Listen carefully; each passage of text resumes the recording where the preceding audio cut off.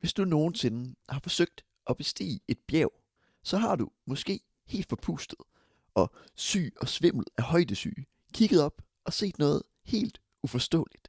Gæs, der fløj hen over dit hoved i flere kilometers højde, helt uden ildflasker og i fuld fart uden problemer. Men hvordan kan et dyr flyve i højder, hvor vi mennesker hurtigt vil miste bevidstheden, blive svimmel og måske endda dø af iltmangel? Svaret, det gemmer sig faktisk i fuglenes helt unikke måde at trække vejret på. Og i den her episode, der dykker vi så ned i, både hvordan fugle kan flyve i ekstreme højder, og hvordan nogle fugle kan nå op i samme højde som et passagerfly, men også hvordan havdyr, altså dyr, der lever i havet, har løst præcis det samme problem med iltmangel, for at kunne holde vejret under vandet. Og det får du altså med i den her episode, hvor vi så både tager op i højderne og helt ned under vandets overflade, og snakker lidt om, hvilke dyr, der egentlig er bedst til at holde vejret. Så læn dig godt tilbage og kom med ind i dyrenes vilde verden af vejrtrækninger. Og mit navn, det er Christian, og jeg er som altid din vært. Men med det sagt, så lad os komme tilbage til fuglene.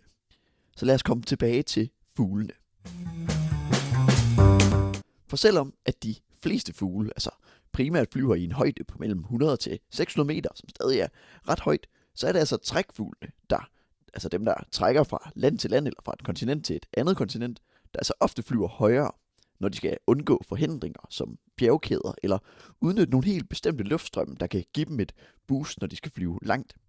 Og de kan altså flyve i helt op til 1500 til 3000 meters højde og nogen endnu højere. Men det er altså kun meget få grupper af fugle, som for eksempel gæs, traner, ørne og gribe, der altså kan nå en højde på mellem 6000 til 7500 meter, og altså flyve over nogle af de her vilde bjergkæder. Men hvordan er det overhovedet muligt? Jo, som jeg teasede lidt for i introen, så ligger svaret altså i fuglenes lunger. For fuglenes lunger, de fungerer rimelig anderledes end dine og mine lunger gør, og de fleste andre dyrs. Og nu bliver det altså en lille smule nørdet, så hold godt fast. For hos os og hos de fleste andre dyr, der fungerer det altså ofte sådan, at man indånder luft, og ilten så bliver optaget i lungerne, og så ånder man altså den samme luft ud igen. Og det foregår altså i den rækkefølge. Men hos fugle, der er det her system, eller lungerne, altså bygget lidt smartere op, kunne man sige. For de har altså lunger, men udover at have lunger, så har de også nogle ekstra luftsække, der sidder både foran og bag ved lungerne, og som altså er forbundet med lungerne. Og de her luftsække, som fungerer lidt som sådan nogle balloner, de kan altså udvide sig og klappe sig sammen, og fungerer som en slags luftpumpe, der kan skubbe luft igennem lungerne. Og det helt særlige ved fugles lunger, det er så, at luften kun strømmer én vej hele tiden. Så når fugle trækker vejret første gang, så ryger den her friske luft altså ind i den bagerste luftsæk. Når fuglen så ånder ud, så bliver den her luft skubbet videre ind igennem lungerne, hvor den her ilt så kan blive optaget. Og så videre ind i den forreste luftsæk, og den bliver altså ikke udåndet. Det er nemlig først, når fuglen trækker vejret anden gang, at den her luft forlader fuglens krop. Og det var måske lidt svært at følge med i, men det betyder altså, at fuglenes lunger hele tiden får frisk, ilterig luft. Både når fuglen altså indånder, og når den udånder.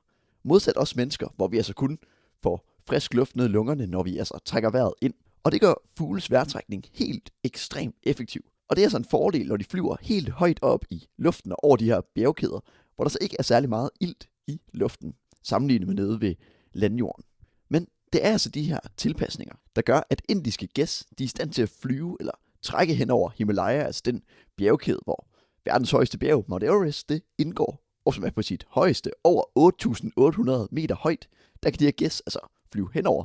Det er ikke fordi, de flyver direkte over Mount Everest, men ved at track de her gæs med satellitsender, så har forskere altså fundet ud af, at de i gennemsnit flyver ca. 6.000 meters højde, hvor den gås, der altså fløj højst i studiet, den fløj ca. 7.290 meter over jorden, hvilket altså er rimelig højt og næsten tæt på toppen. Men fuglen, der er kendt for at flyve højst, det er altså ikke en gås, men en grib.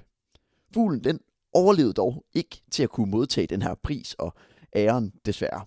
For i 1973, da et passagerfly fra Air Ivory fløj hen over Vestafrika, alt det gik som planlagt, indtil de under flyvningen hørte et mystisk bump, hvilket fik personalet til at undre sig, for de fløj altså i 11 km højde, altså 11.000 meter over jorden, og det var jo for højt til, at det kunne være en fugl. Men da flyet landede igen, så undersøgte de altså den her højre motor, som var tydeligt skadet. Og her fandt de resterne af en stakkels grib, nærmere den art, man kalder rybelsgrib. Og den havde altså kollideret med flyets motor i 11 kilometers højde, altså en tiendedel af den afstand, der er fra jorden og ud til der, hvor rummet begynder. Der havde den her grib altså fløjet rundt og formentlig hygget sig, indtil den altså blev ramt af et passagerfly. Men en forklaring på, hvordan den her grib altså var kommet så højt op, det mener forskerne altså skyldes, at den for det første har et kæmpe vingefang, de her rybelsgrib, der er cirka 2,5 meter. Og det gør altså, at de kan udnytte de her varme luftstrømme til at bære dem op og svæve helt uden at selv at skulle bruge kræfter på at bevæge sig op, selv i de her større højder. Men den her ene rybelsgrib, der var helt op i 11.000 meters højde, det er altså væsentligt højere, end de normalt flyver rundt. Men det er altså både fuglenes lunger og deres blod og vinger, der er så helt specielt tilpasset, og som gør, at fuglene som rybelsgrib skal flyve i samme højde som et passagerfly, helt uden at skulle bruge en iltmaske. Men iltmangel, det er altså ikke kun et problem op over skyerne eller i høje højder, for selv under vandet, der kæmper sæler, hvaler og andre pattedyr og krybdyr med præcis det samme problem. Da de jo som fiskene altså ikke har nogen gælder til at kunne trække vejret med, men lunger, ligesom deres mere landlevende slægtninge. Og derfor så har de her vandlevende krybdyr og pattedyr altså udviklet nogle ret unikke metoder til at kunne trække og holde vejret under vandet. Og hvis du en dag skulle svare på en quiz om et krybdyr eller et pattedyr er gode til at holde vejret under vand, så er der en god tommelfingerregel, du gerne må bruge, som du får her. Det er nemlig kropsstørrelsen, hvor dyr med en større krop, de er så ofte bedre til at holde vejret i længere tid end dyr med små kroppe. Og det skyldes, at en stor krop, der er der mere plads til, at musklerne og blodet og lungerne, til at de kan holde mere ilt inde i kroppen. Og det betyder altså også, for at finde det pattedyr, der kan holde vejret i længst tid, så skal vi altså ind i de lidt større pattedyrs verden.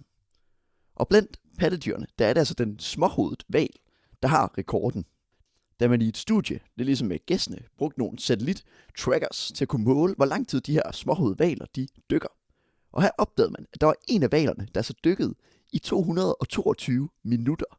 Altså næsten 4 timer, fra den var op og hente ilt, til den altså kom op igen. Og den dykkede altså i næsten 4 timer, før den igen kom op til overfladen og trak vejret. Andre hvaler, som Aunox næbhval, den er altså målt til at kunne dykke i 153 minutter. Og kaskelothvaler, de er også kendt for at kunne dykke i lidt over 2 timer. Men til sammenligning, så er det længste et menneske altså har holdt vejret, det er cirka 24 minutter og 37 sekunder. Så vi vil altså tabe i en holdt vejret konkurrence med hvaler. Måske ikke så overraskende. Men hvaler, de er altså i stand til at være under vandet og til at kunne dykke i så lang tid af gangen, takket være en lang række af tilpasninger. For eksempel, så kan de altså sænke den hastighed, deres hjerte det slår med, og deres metabolisme, altså deres forbrænding af den mad, de spiser, den kan de også sænke. Og det gør altså, at de sparer ilt og de sparer energi, mens de dykker. Og så kan de endda også slukke for tilførelsen af blod og ilt til helt bestemte organer, som f.eks. leverne og nyrerne, når de dykker. Og det lyder måske lidt mærkeligt, men det gør dem altså i stand til at kunne spare endnu mere energi og ilt. Så det kun er de vigtigste organer, som hjertet, musklerne og hjernen, der altså får ilten og næringen til at kunne holde dem i live, mens de dykker. Men selvom at 222 minutter, det er rimelig lang tid at holde vejret, hvis man er et varmblodet pattedyr som os mennesker og hvaler, så er der altså ingenting for de koldblodede reptiler. For eksempel så har studier altså vist, at den australske ferskvandskrokodille, den kan altså holde vejret i op til 402 minutter. Altså næsten 7 timer. Og den uægte karateskildpadde, carata, som er den seje latinske navn, spørg mig, den er altså i et studie målt til at kunne holde vejret i 610 minutter. Altså over 10 timer, hvor den altså ikke trækker vejret. Og mere end 25 gange længere, end et menneske altså kan holde vejret. Men den reptil, der kan holde vejret allerlængst tid, det er altså ferskvandsskildpadden, som vi tidligere har snakket om, nemlig blandingsskildpadden, som går i en form for vinterhi, man kalder brumation, hvor den altså overlever vinteren ved at ligge på bunden af en flod eller en sø, og her kan den altså ligge i flere måneder og overleve, selv hvis floden den altså fryser til is, og selvom der næsten ikke er noget ilt i vandet. Men den snyder faktisk også lidt ved at den kan trække vejret med dens numse, som du kan høre lidt mere om i episode 61, hvis du vil vide lidt mere om, hvordan den gør det. Men hvordan kan det være, at reptiler eller krybdyr, de kan holde vejret i længere tid end pattedyr? Jo, det skyldes altså, at Reptiler, de er det, man kalder ektoterme, eller koldblodet. Og det vil sige, at de altså ikke kan producere deres egen kropsvarme. Og de har altså altid samme temperatur som omgivelserne. Det betyder altså, at under lave temperaturer, hvis der er koldt i omgivelserne, så for eksempel når de dykker i koldt vand, så stopper deres forbrænding, altså deres metabolisme. Og det gør, at de kan spare endnu mere energi og ilt. Og det gør man altså i stand til at kunne overleve i meget længere tid, eller til at kunne holde vejret i meget længere tid, end pattedyrene, der hele tiden, selv når de dykker, altså skal bruge energi på at kunne holde en konstant varm kropstemperatur, der ofte er meget varmere end omgivelserne. Men på den måde nåede vi altså både forbi, hvordan fugle kan trække vejret, når de flyver over Himalaya, og hvordan de kan flyve over bjergkæder, uden at skulle bruge en ildflaske, men også hvordan krybdyr og pattedyr altså holder vejret under vandet. Men nu, hvor jeg har din opmærksomhed, så husk lige at følge podcasten.